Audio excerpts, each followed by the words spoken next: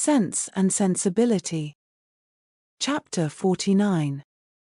Unaccountable, however, as the circumstances of his release might appear to the whole family, it was certain that Edward was free, and to what purpose that freedom would be employed was easily predetermined by all, for after experiencing the blessings of one imprudent engagement, contracted without his mother's consent, as he had already done for more than 4 years, nothing less could be expected of him in the failure of that, than the immediate contraction of another.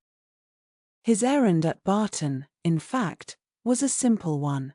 It was only to ask Eleanor to marry him, and considering that he was not altogether inexperienced in such a question, it might be strange that he should feel so uncomfortable in the present case as he really did, so much in need of encouragement and fresh air. How soon he had walked himself into the proper resolution, however, how soon an opportunity of exercising it occurred, in what manner he expressed himself, and how he was received, need not be particularly told. This only need be said, that when they all sat down to table at 4 o'clock, about 3 hours after his arrival, he had secured his lady, engaged her mother's consent, and was not only in the rapturous profession of the lover, but, in the reality of reason and truth, one of the happiest of men. His situation indeed was more than commonly joyful. He had more than the ordinary triumph of accepted love to swell his heart, and raise his spirits. He was released without any reproach to himself, from an entanglement which had long formed his misery, from a woman whom he had long ceased to love, and elevated at once to that security with another, which he must have thought of almost with despair, as soon as he had learnt to consider it with desire. He was brought, not from doubt or suspense, but from misery to happiness, and the change was openly spoken in such a genuine, flowing, grateful cheerfulness, as his friends had never witnessed in him before. His heart was now open to Eleanor, all its weaknesses, all its errors confessed, and his first boyish attachment to Lucy treated with all the philosophic dignity of 24. "It was a foolish, idle inclination on my side," said he, "the consequence of ignorance of the world, and want of employment. Had my mother given me some active profession when I was removed at 18 from the care of Mr. Pratt, I think, nay, I am sure, it would never have happened, for though I left Longstaple with what I thought, at the time, a most unconquerable preference for his niece, yet had I then had any pursuit, any object to engage my time and keep me at a distance from her for a few months, I should very soon have outgrown the fancied attachment, especially by mixing more with the world, as in such case I must have done. But instead of having anything to do, instead of having any profession chosen for me, or being allowed to choose any myself, I returned home to be completely idle, and for the first 12 months afterwards I had not even the nominal employment, which belonging to the university would have given me, for I was not entered at Oxford till I was 19. I had therefore nothing in the world to do, but to fancy myself in love, and as my mother did not make my home in every respect comfortable, as I had no friend, no companion in my brother, and disliked new acquaintance, it was not unnatural for me to be very often at Longstaple, where I always felt myself at home, and was always sure of a welcome, and accordingly I spent the greatest part of my time there from 18 to 19. Lucy appeared everything that was amiable and obliging. She was pretty too, at least I thought so then, and I had seen so little of other women, that I could make no comparisons, and see no defects. Considering everything, therefore, I hope, foolish as our engagement was, foolish as it has since in every way been proved, it was not at the time an unnatural or an inexcusable piece of folly. The change which a few hours had wrought in the minds and the happiness of the Dashwoods was so great as promised them all the satisfaction of a sleepless night. Mrs. Dashwood, too happy to be comfortable, knew not how to love Edward, nor praise Eleanor enough, how to be enough thankful for his release without wounding his delicacy, nor how at once to give them leisure for unrestrained conversation together, and yet enjoy, as she wished, the sight and society of both. Marianne could speak her happiness only by tears. Comparisons would occur, regrets would arise, and her joy, though sincere as her love for her sister, was of a kind to give her neither spirits nor language. But Eleanor, how are her feelings to be described?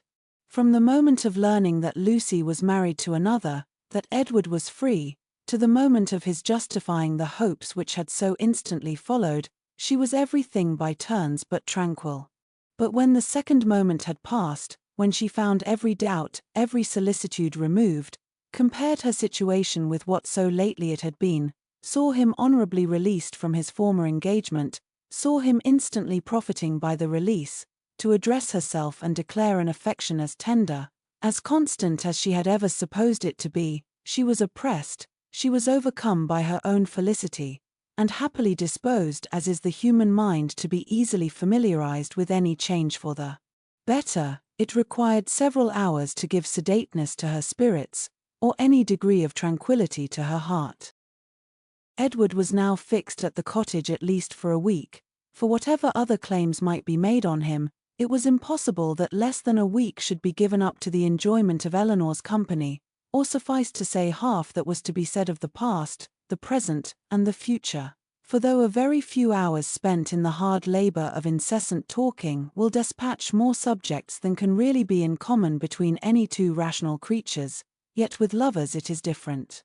Between them no subject is finished, no communication is even made, till it has been made at least 20 times over. Lucy's marriage, the unceasing and reasonable wonder among them all, formed of course one of the earliest discussions of the lovers, and Eleanor's particular knowledge of each party made it appear to her in every view, as one of the most extraordinary and unaccountable circumstances she had ever heard. How they could be thrown together, and by what attraction Robert could be drawn on to marry a girl, of whose beauty she had herself heard him speak without any admiration, a girl too already engaged to his brother, and on whose account that brother had been thrown off by his family, it was beyond her comprehension to make out. To her own heart it was a delightful affair, to her imagination it was even a ridiculous one, but to her reason, her judgment, it was completely a puzzle. Edward could only attempt an explanation by supposing that, perhaps, at first accidentally meeting, the vanity of the one had been so worked on by the flattery of the other, as to lead by degrees to all the rest. Eleanor remembered what Robert had told her in Harley Street, of his opinion of what his own mediation in his brother's affairs might have done, if applied to in time. She repeated it to Edward. That was exactly like Robert, was his immediate observation. And that, he presently added, might perhaps be in his head when the acquaintance between them first began. And Lucy perhaps at first might think only of procuring his good offices in my favor. Other designs might afterward arise. How long it had been carrying on between them, however, he was equally at a loss with herself to make out, for at Oxford, where he had remained for choice ever since his quitting London, he had had no means of hearing of her but from herself, and her letters to the very last were neither less frequent, nor less affectionate than usual. Not the smallest suspicion, therefore, had ever occurred to prepare him for what followed, and when at last it burst on him in a letter from Lucy herself, he had been for some time, he believed, half stupefied between the wonder, the horror, and the joy of such a deliverance. He put the letter into Eleanor's hands. Dear Sir, being very sure I have long lost your affections, I have thought myself at liberty to bestow my own on another, and have no doubt of being as happy with him as I once used to think I might be with you, but I scorn to accept a hand while the heart was another's. Sincerely wish you happy in your choice, and it shall not be my fault if we are not always good friends, as our near relationship now makes proper. I can safely say I owe you no ill will, and am sure you will be too generous to do us any ill offices. Your brother has gained my affections entirely, and as we could not live without one another, we are just returned from the altar, and are now on our way to Dawlish for a few weeks, which place your dear brother has great curiosity to see, but thought I would first trouble you with these few lines, and shall always remain your sincere well-wisher, friend, and sister, Lucy Ferrers.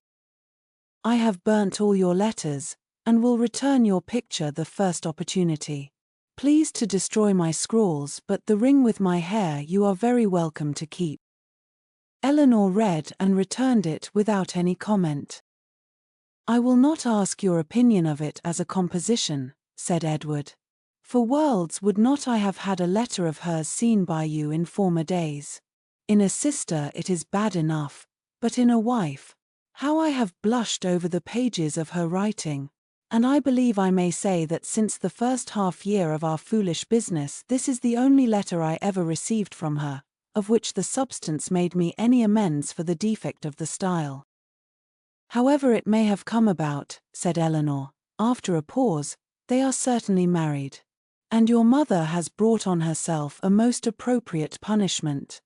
The independence she settled on Robert, through resentment against you, has put it in his power to make his own choice, and she has actually been bribing one son with 1,000 a year, to do the very deed which she disinherited the other for intending to do.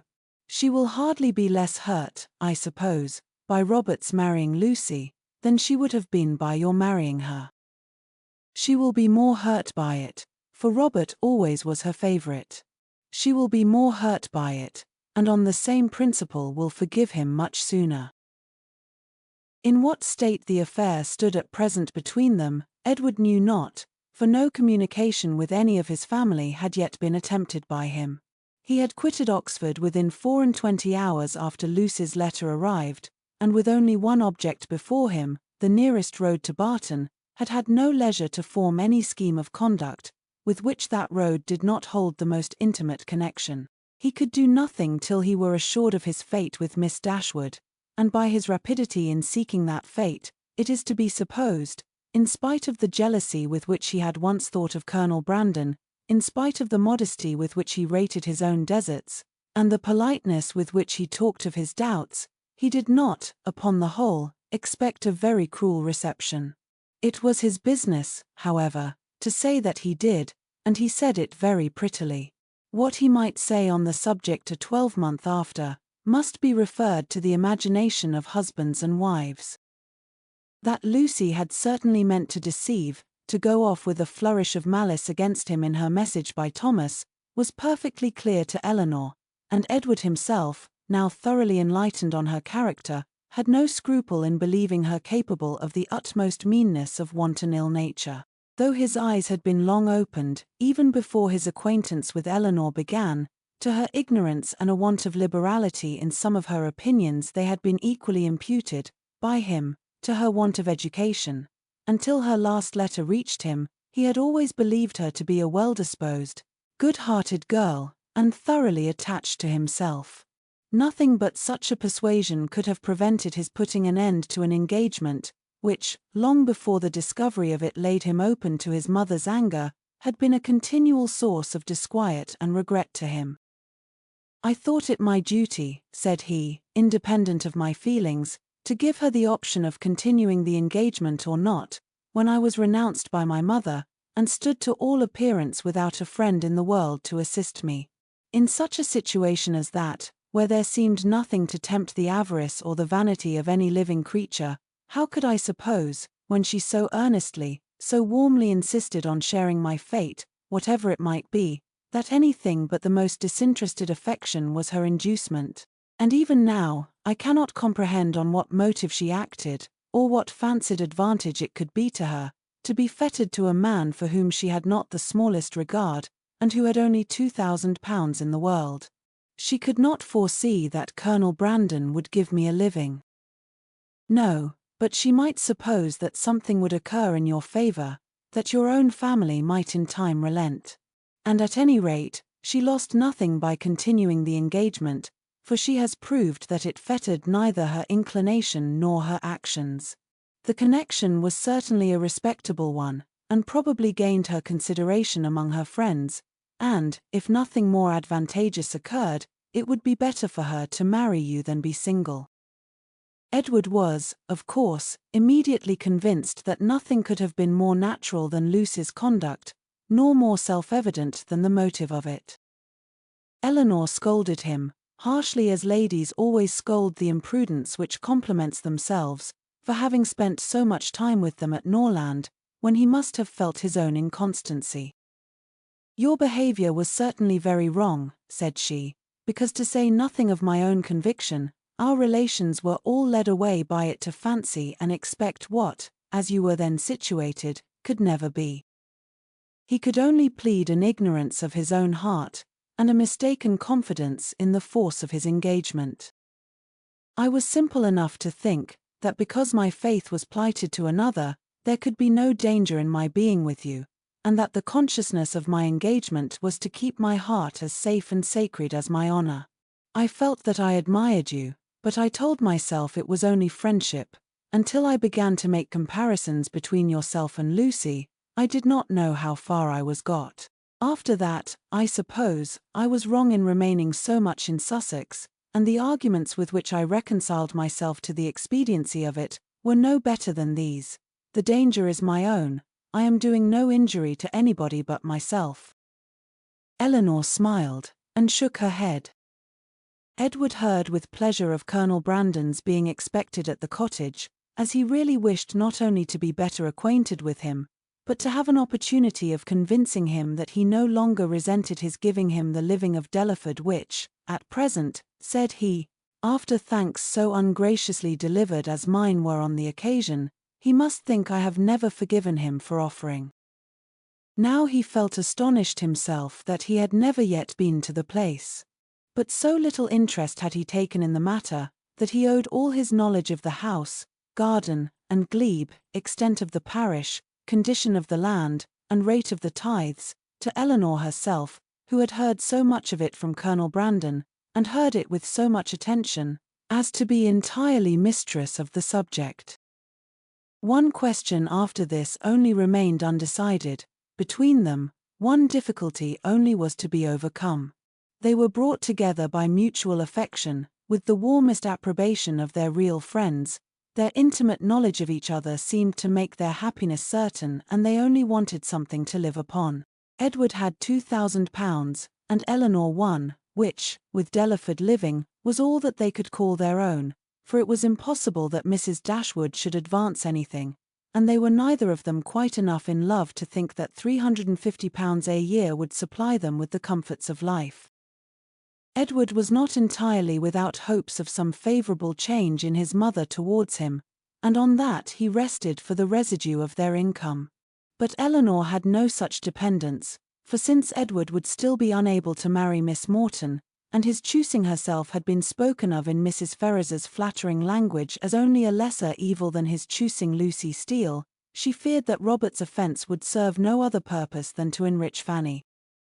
About 4 days after Edward's arrival Colonel Brandon appeared, to complete Mrs. Dashwood's satisfaction, and to give her the dignity of having, for the first time since her living at Barton, more company with her than her house would hold. Edward was allowed to retain the privilege of first comer, and Colonel Brandon therefore walked every night to his old quarters at the park, from whence he usually returned in the morning, early enough to interrupt the lovers' first tete-a-tete before breakfast. A 3 weeks' residence at Delaford, where, in his evening hours at least, he had little to do but to calculate the disproportion between 36 and 17, brought him to Barton in a temper of mind which needed all the improvement in Marianne's looks, all the kindness of her welcome, and all the encouragement of her mother's language, to make it cheerful. Among such friends, however, and such flattery, he did revive.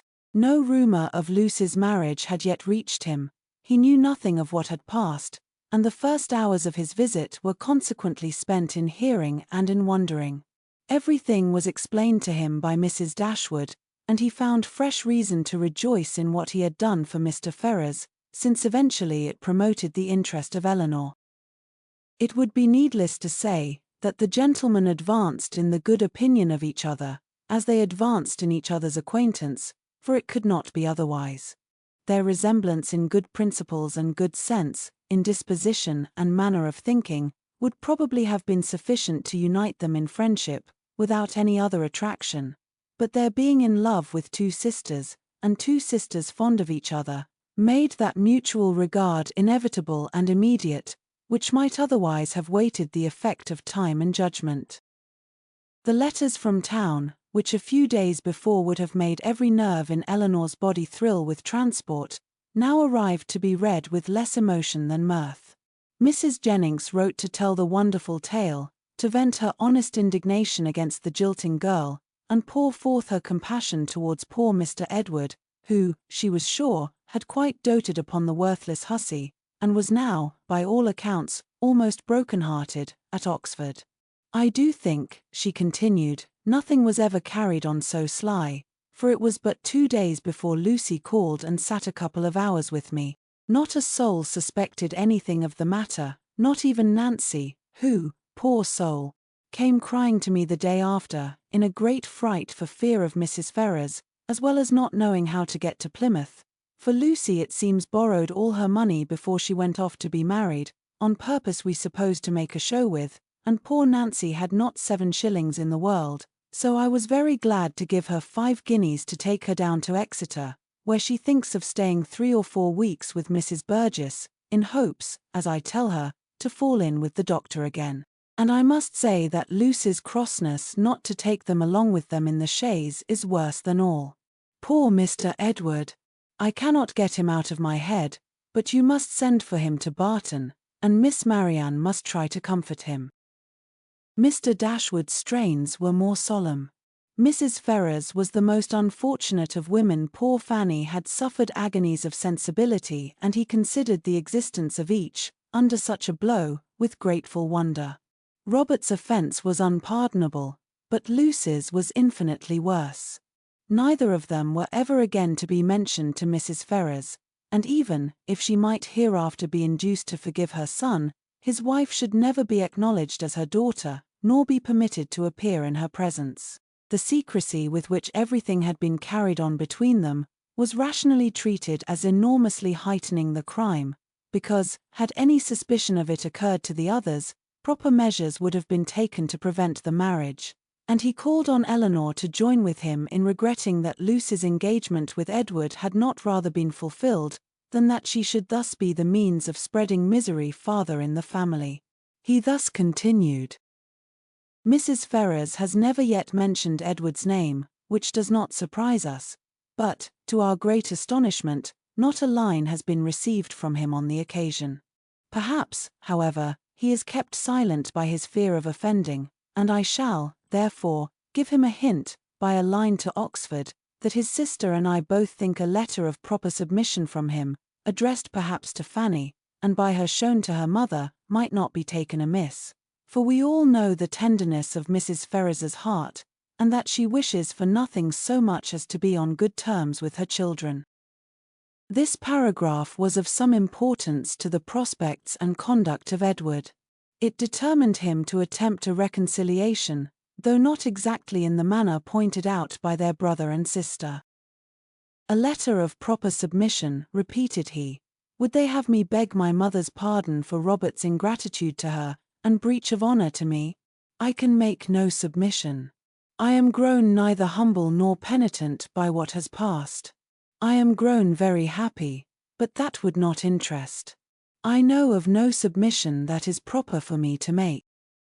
You may certainly ask to be forgiven, said Eleanor, because you have offended, and I should think you might now venture so far as to profess some concern for having ever formed the engagement which drew on you your mother's anger. He agreed that he might. And when she has forgiven you, perhaps a little humility may be convenient while acknowledging a second engagement, almost as imprudent in her eyes as the first. He had nothing to urge against it, but still resisted the idea of a letter of proper submission, and therefore, to make it easier to him, as he declared a much greater willingness to make mean concessions by word of mouth than on paper, it was resolved that, instead of writing to Fanny, he should go to London, and personally entreat her good offices in his favour. And if they really do interest themselves, said Marianne, in her new character of candour, in bringing about a reconciliation, I shall think that even John and Fanny are not entirely without merit. After a visit on Colonel Brandon's side of only 3 or 4 days, the 2 gentlemen quitted Barton together. They were to go immediately to Delaford, that Edward might have some personal knowledge of his future home, and assist his patron and friend in deciding on what improvements were needed to it, and from thence, after staying there a couple of nights, he was to proceed on his journey to town.